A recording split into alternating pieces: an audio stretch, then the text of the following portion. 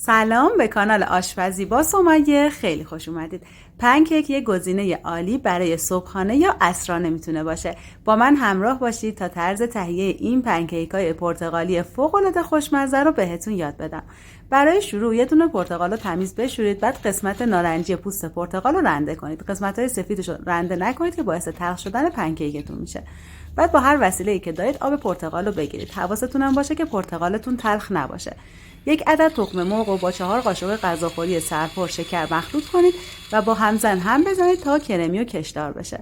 یک قاشق چایخوری رنده پوست پرتقال رو به همراه 2 قاشق غذاخوری روغن مایع، 3/4 لیوان آب پرتقال و 1 قاشق غذاخوری عسل ترکیب کنید.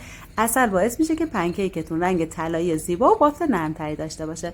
حدود 1-2 دقیقه هم بزنید. بعدم 1 لیوان آرد رو به همراه 1 قاشق چایخوری بیکینگ پودر الک کنید و به مایع پنکیک اضافه کنید. به صورت دورانی و در یک جهت هم بزنید. مایع پنکیک نباید خیلی رقیق یا خیلی غلیظ باشه. اگه مایع خیلی غلیظه، یه مقدار آب پرتقال بهش اضافه کنید و اگه خیلی رقیق هم هست، یه مقدار آرد بهش اضافه کنید. به این غلظت که برسه کافیه. یه تابه نچسب رو روی حرارت متوسط قرار بدید. بعد که تابه گرم شد، یه ملاقه بردارید، مقداری از مایع رو داخل تابه بریزید و منتظر بمونید تا حباب‌های روی سطح پنکیک ظاهر بشه. حدود 2 تا 3 دقیقه طول میکشه. برای اندازه‌گیری هر پنکیک از یه ملاقه استفاده کنید. این کار باعث میشه که اندازه پنکیک‌ها یک نواخت بشه. پنکیک‌ها زمانی آماده برگردوندن هستن که حباب‌های روی سطح اونا ایجاد بشه و لبه‌های پنکیک هم کمی خشک به نظر برسن. حدود 2 تا 3 دقیقه برای هر طرف کافیه. وقتی یه سمتش طلایی شد، برگردونید تا سمت دیگه‌ش هم بپزه. همونطور که میبینید یه سمت پنکیک به این صورت پخته شده و یه سمت دیگه‌ش هم خوب رنگ گرفته. توی همه پنکیک‌ها تقریباً به همین شکل میشه.